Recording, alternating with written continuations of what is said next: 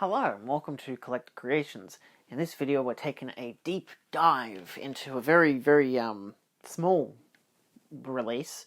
We got Zoltan, Hound of Dracula, aka Dracula's dog. This is new from the Kino Cult label. You get a nice sleeve if you buy it basically brand new, of course. Where it of course says, is that even upside down? It's upside down. It's always upside down when I show it to the camera. Anyway, you got Kino Cult on the side. It says Zoltan, Hound of Dracula, and has a spine number 16 with the 4K UHD logo. It's got some fun artwork. I don't know who that's meant to be. I imagine it's Dracula, but I watched the film. That's Dracula. So I guess it looks cool, you know.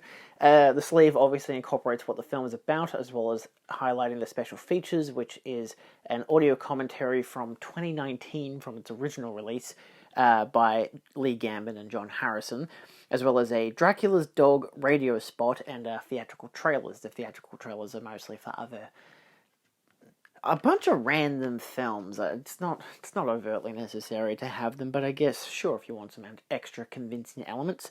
It is a 87-minute long film in 1:66:1, 4K for the 4K disc, Blu-ray for the Blu-ray disc.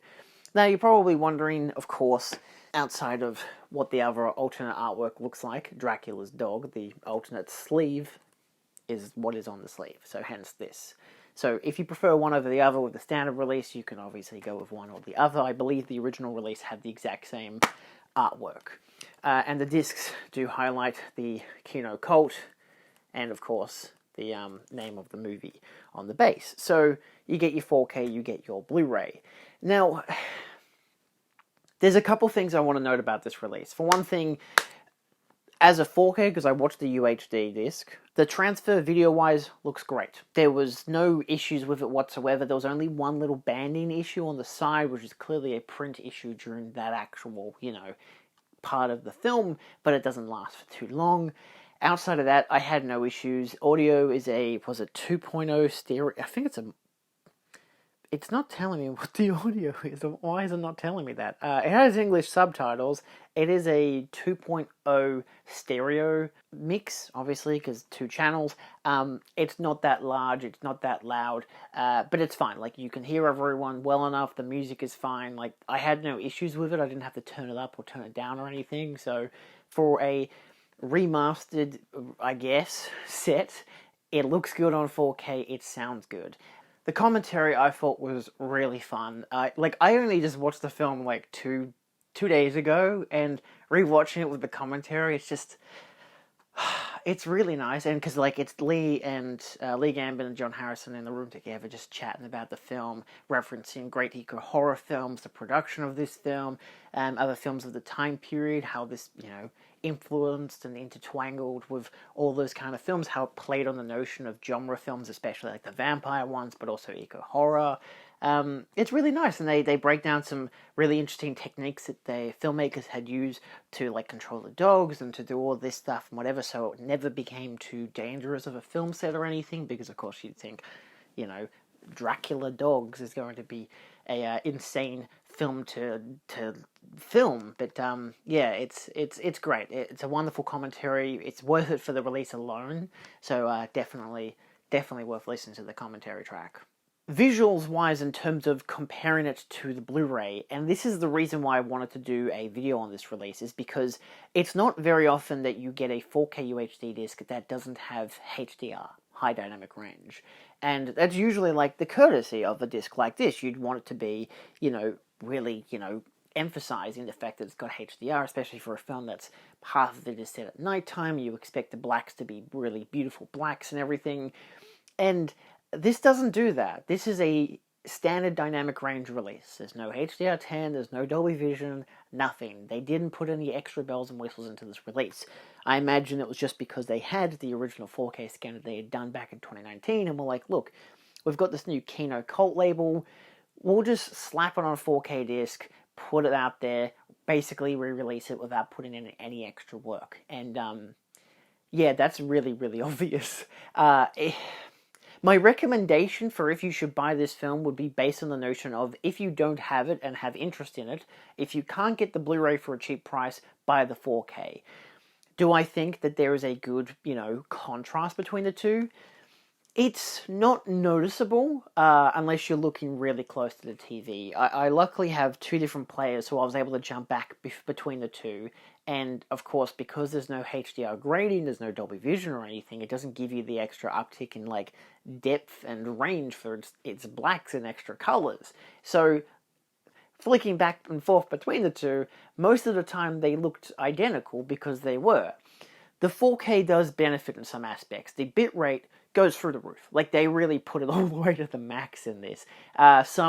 I think the lowest bitrate I saw was 60, the highest was about 120, which is good. It averaged out to be about 80 to 90, depending on the scene and the lighting. The darker the scene, obviously the less bitrate you get, but if you get some really high contrast parts, like you get a light shining on someone's face or whatever, whether it be moonlight or whatever it is to just light the scene, you occasionally get a higher bitrate for that in particular, which was good. It never looks washed out or crushed or whatever, at least on the UHD disc. The Blu-ray disc itself, I got an average between 20 to 30 megabits per second. I believe that's the terminology for it. And it looks fine. Like, again, it's just comparing the two. The 4K still has upticks in detail because it is a, put onto a larger disc size with a native scan, which is nice. So, of course, if you want the best looking version, you go with the UHD, but do you need the UHD is the question. And for me, personally, I bought the UHD mostly because I was able to get it for cheaper than getting the Blu-ray disc. I got it for about $5 or $6 cheaper, which I was happy with, because it's like, look, you get a whole sleeve, you get a whole new, release of it, because the original release has been out for 5 years, so it doesn't come with a slipcover anymore. And, it's got the Kino cult branding and everything. It's got some extra upticks in that detail. Noteworthy because one of the guys who did the commentary track, Lee Gambin, had passed away before they released this. It does have a dedication to him, which is quite nice. It's been a thing on most of the Kino cult releases that have an association with Lee. Like, their release for Food of the Gods and Squirm both had dedications to Lee before just after the Kino cult logo was a dedication, and then you get into the actual film itself. So it doesn't add anything to runtime or anything. This is just prior to the menus of the movie actually starting. And the menus are identical. I think the 4K actually has a bit more room, like it's got more of the things at the base, whereas the Blu-ray kind of emphasizes the artwork and then has a couple things like play and audio, and then subtitles over here. So actually I think it's play, then special features, then audio setup, so basically just for subtitles. Yeah, whereas the 4K disc has play, audio, and subtitles, so the audio is either the commentary or just the regular 2.0 track, but it doesn't have any of those extra special features, being the Dracula's dog radio spot in the theatrical trailer. All of that's still on the old Blu-ray disc. I think they just imagined they just didn't need to put it on, which, to be fair, reasonable, given the fact that none of it's really necessary to listen to or to watch unless you just want to watch the extra trailers. But it's not trailers for this movie. You only get the radio spot, which is just like a 30-second thing. It's a radio spot, you know what it is.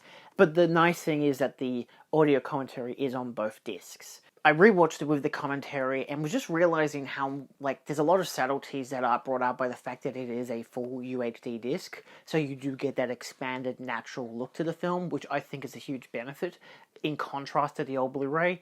But again, because it doesn't have a HDR grading, it's really, for me, up the price. If you can get this for a better price than you can the original Blu-ray, I would definitely go with this over the original Blu-ray. Not to mention you can get this with the sleeve, so you can use the two different forms of artwork. It's part of the Kino Cult line, so it's a brand new line and everything. So there's definitely benefits to the 4K over the Blu-ray, but it really is all the way down to price and consumer access. If you're not a 4K fan, but you like Blu-rays, and at least you can use Blu-rays that are Region A, then get the Blu-ray. But either way, if you can get this for cheaper, you might as well get it anyway, because you can have the 4K for one thing, but it comes with a Blu-ray disc, so you can always just watch that instead, if you eventually upgrade to a 4K set.